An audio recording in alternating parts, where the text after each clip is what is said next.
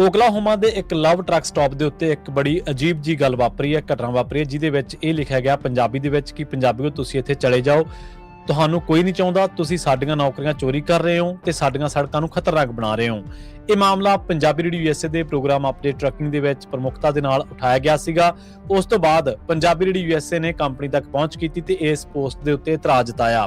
Company ਨੇ ਇਸ ਮਾਮਲੇ ਦੇ ਉੱਤੇ ਜਵਾਬ ਦਿੱਤਾ। ਕੰਪਨੀ ਦਾ ਕਹਿਣਾ ਇਹ ਹੈ ਕਿ ਪੋਸਟਰ ਨੂੰ ਹਟਾ ਦਿੱਤਾ ਗਿਆ। ਇਹ ਪੋਸਟਰ ਸਾਡੀ ਜਾਣਕਾਰੀ ਜਾਂ ਸਾਡੀ ਮਨਜ਼ੂਰੀ ਤੋਂ ਬਿਨਾਂ ਲਾਇਆ ਗਿਆ, ਯਾਨੀ ਕਿ ਕੰਪਨੀ ਦਾ ਕਹਿਣਾ ਸਿੱਧਾ ਇਹ ਹੈ ਕਿ ਸਾਨੂੰ ਇਹਦੇ ਬਾਰੇ ਪਤਾ ਨਹੀਂ। ਪੰਜਾਬੀ ਰੇਡੀਓ ਯੂਐਸਏ ਨੇ ਜਦੋਂ ਇਹਦੇ ਬਾਰੇ ਪਹੁੰਚ ਕੀਤੀ ਤਾਂ ਨਾਲ ਦੀ ਨਾਲ ਕੰਪਨੀ ਨੇ ਇਸ ਦੇ ਉੱਤੇ ਜਵਾਬ ਦਿੱਤਾ। ਸਵੇਰ ਦੇ ਪ੍ਰੋਗਰਾਮ ਦੇ ਵਿੱਚ ਵੀ ਆਪਾਂ ਡਿਸਕਸ਼ਨ ਕੀਤੀ ਸੀ। ਸੋ ਹੁਣ ਇਸ ਇਤਰਾਜ਼ਯੋਗ ਪੋਸਟਰ ਨੂੰ ਹਟਾ ਦਿੱਤਾ ਗਿਆ, ਜਿਹਦੇ ਵਿੱਚ ਪੰਜਾਬੀਆਂ ਨੂੰ ਇਹ ਦੋਸ਼ੀ ਕਰਾਰ ਦਿੱਤਾ ਗਿਆ ਸੀ ਕਿ ਤੁਸੀਂ ਸੜਕਾਂ ਖਤਰਨਾਕ ਬਣਾ ਦਿੱਤੀਆਂ ਨੇ, ਤੁਸੀਂ ਇੱਥੇ ਚਲੇ ਜਾਓ ਜਾਂ ਤੁਸੀਂ ਸਾਡੀਆਂ ਨੌਕਰੀਆਂ ਖਾ ਰਹੇ ਹੋ। ਕੋਈ ਕਿਸੇ ਦੀ ਨੌਕਰੀ ਨਹੀਂ ਖਾਂਦਾ, ਕੋਈ ਸੜਕਾਂ ਨੂੰ ਖਤਰਨਾਕ ਨਹੀਂ ਬਣਾਉਂਦਾ। ਹਾਦਸੇ ਕਿਸੇ ਸਮੇਂ ਕਿਸੇ ਵੇਲੇ ਵੀ ਕਿਸੇ ਵੀ ਥਾਂ ਦੇ ਉੱਤੇ ਕਿਸੇ ਵੀ ਬੰਦੇ ਦੇ ਹੱਥੋਂ ਹੋ ਸਕਦੇ ਨੇ। ਸੋ ਇੱਥੋਂ ਪਤਾ ਲੱਗਦਾ ਕਿ ਸ਼ਾਇਦ ਕਿਸੇ ਨੇ ਮਾੜੀ ਮਨਸ਼ਾ ਦੇ ਨਾਲ ਇਹ ਪੋਸਟਰ ਲਾਇਆ ਗਿਆ ਸੀ। ਪੰਜਾਬੀਆਂ ਦੇ ਵਿਰੁੱਧ ਨਫ਼ਰਤ ਜ਼ਹਿਰ ਘੋਲਣ ਦੇ ਲਈ ਇਹ ਪੋਸਟਰ ਬਕਾਇਦਾ ਪੰਜਾਬੀ ਦੇ ਵਿੱਚ ਛਪਵਾਇਆ ਗਿਆ ਤੇ ਲਾਇਆ ਗਿਆ।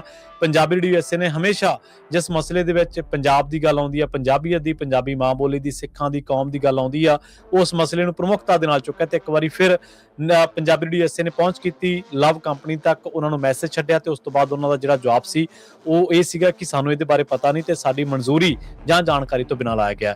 ਤੁਸੀਂ ਇਸ ਮਸਲੇ ਤੇ ਸਹਿਯੋਗ ਕੀਤਾ, ਤੁਹਾਡਾ ਸਾਰਿਆਂ ਦਾ ਧੰਨਵਾਦ।